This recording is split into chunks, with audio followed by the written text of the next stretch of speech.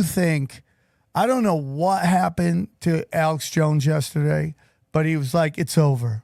I'm apologizing to my family. What? I don't know, man. It was like I didn't see it. A real weird thing. He was just like saying that it was over. And I'm like, everyone's like, what is this? Everyone's asking, what do you think this means? I'm like, I don't know. I'm going to watch.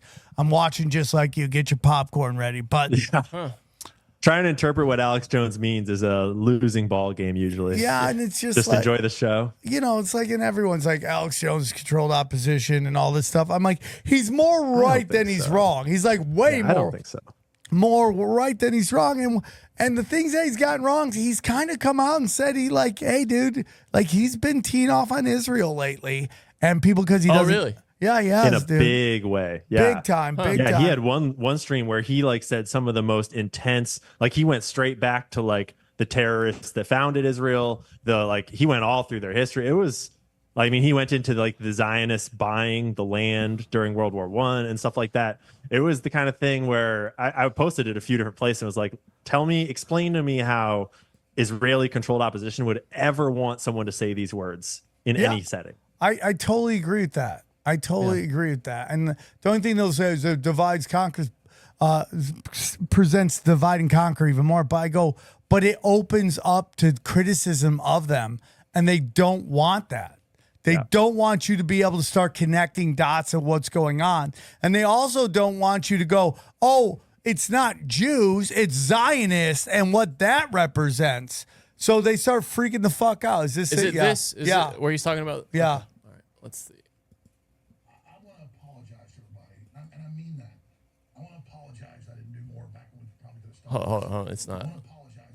Hold on. I got to change the output here. It switched. It's very weird. Oh, it's going to come out now. It already looks weird. Focused. I want to apologize. I wasn't more dedicated. I want to apologize. I wasn't more urgent. But I only say that to be honest with you. When I point a finger at you, there's three more back at me. You need to apologize to yourself. You need to apologize to your family. Because we're not getting out of this now. I did everything I could to stop this. And now I've got to give you the bad news, and I got to give my family the bad news. I've given my wife the bad news that we're going to be chewed up by the New World Order now. Jeez. Now, what matters is your relationship with God. I agree. What matters is that you prepare spiritually for this and physically. And the evidence is overwhelming. They'll be destroyed in the process. They will be defeated as well. They're Satan's pimps. Of course they will. It doesn't lessen the fact of how horrible this is. And I apologize for having to give you this bad news. But I don't think you even need me to tell you to you. So, good times are over. It's like that song from The Doors.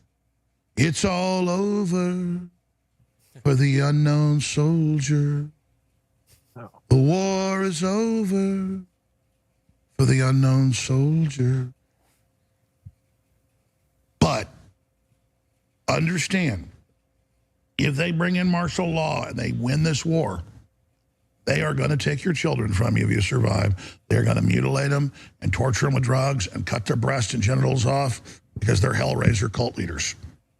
Imagine there was a cult running around that grabbed kids and cut their genitals off. You're like, they're the worst cult ever, worse than MS-13. But it's the government's like, oh, it's liberal. So now let's do what it takes to stop this. Let's not comply with anything the system says. The social contract's broken. Let's warn everybody 24/7. Let's physically get ready and spiritually get ready, and let's expose their operations on every front. And ask God, not what you want. This is my opinion. You can take it or leave it. I don't ask God in prayers, except occasionally, maybe 1 out of 100 prayers, I'll say, and please protect my children. If that's your, that's your plan, that's your will, but whatever happens, I understand. I just ask God, will you please give me discernment? I am a weak, broken creature. I am a sinner. Can you please, I have free will, but I ask you to come into me, and I ask you to lead God and direct me, and I ask you to sanctify me and help me be a good person. Of course, God still says, that's up to you, you have free will, but I will give you the discernment. I will give you the path if you want to follow it. God shows the way like a light. You have to follow the path. And the path is Very rough. But when you get through it, you realize it was the only path through.